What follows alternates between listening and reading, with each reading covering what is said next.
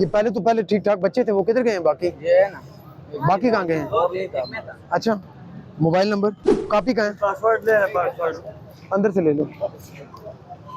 CAUV88 अफगानी है पाकिस्तानी है? जाए, आपको आपके नंबर पर आ गया, मैसेज जमा कराएं और चले जाएं, ठीक है? बेटा जब तक आपकी उम्र पूरी नहीं है आपने ये रक्षा नहीं चलाना।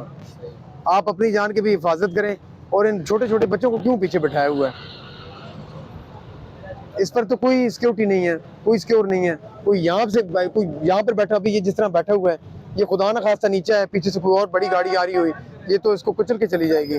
बच्चा अंडर एज है, जुवेनाइल ड्राइवर है, ना इसका शनाख्ती कार्ड है, ना इसका ड्राइविंग लाइसेंस बनाया हुआ है। अल्टीमेटली जब ये है ही अपना माइनर है बच्चा, तो फिर ये कहाँ से? और दूसरा, इसने छोटे बच्चों को जो भी है वो अपना कैरी किया हुआ है, ये नहीं चला सकता, ना इसका ड्राइविंग लाइसेंस है, ना इसके पास गाड़ी के कागज़ हैं।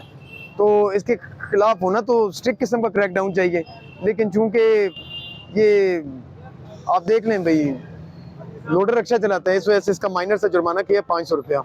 ये जमा कराएं और ले जाएं।